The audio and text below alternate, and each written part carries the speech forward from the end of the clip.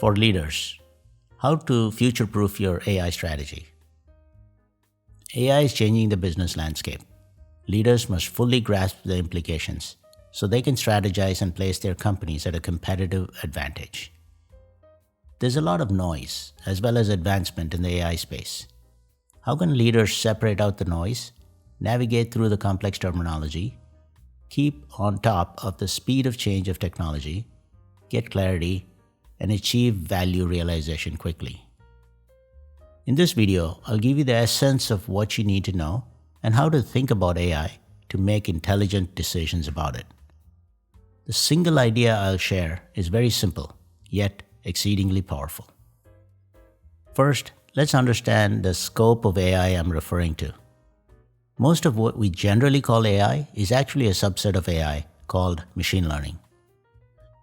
Machine learning is the science of using data to train machines to create models that mimic human intelligence.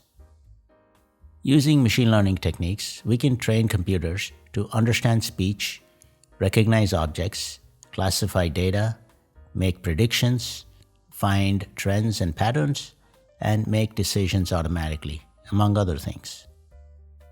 Generative AI is one subdiscipline that does more. It generates content like text and images. It has captured the imagination of millions of people with the release of tools like ChatGPT, Bard, DALL-E, Midjourney, and many more. With so much change going on in the AI space, how does an executive make sense of it all so they don't have to constantly change direction? That background in AI was necessary because all concepts in AI, or ML specifically, boil down to one thing, and that one thing is data, which comes in different forms. All of machine learning is about deriving information from data using different techniques. Let's simplify this conceptually. Let's start with a thought experiment. Imagine that you had access to all available data in the world. What are the things you would be able to do with that data? For different parts of the data, you would be able to store and access it, you would make it secure, you would convert it to a consumable form, you would enhance it, you would summarize it, you would govern it, you would classify it, you would create new data by combining existing data, you would spot trends, you would make predictions, and a whole lot more. Essentially, you can do so much with data. That's exactly what machine learning systems do for you today. So now, instead of thinking about AI and all the things that it can do, let's think about the data and all the things that we can do with that data, now and in the future. When generative AI creates new paintings in the style of Van Gogh, it essentially creates new data based on existing data. When a model predicts the probability of a disease by understanding the symptoms of the patient, it identifies an underlying pattern based on the data on which it was trained to make the prediction. When AI converts your speech to text, it converts one form of data to another. If you're able to think about what's possible with the data, either now or in the future, then you have a clear understanding of what AI can do, now or in the future.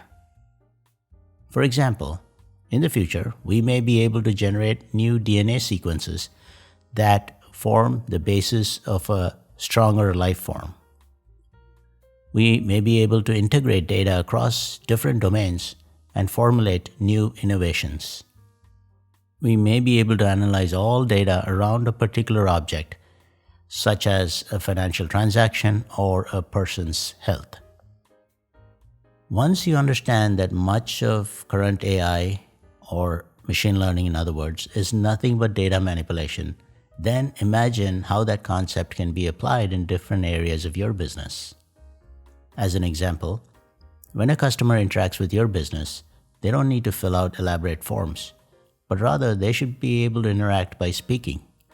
Behind the scenes, you can bring all the data together in a way to address the customer's question.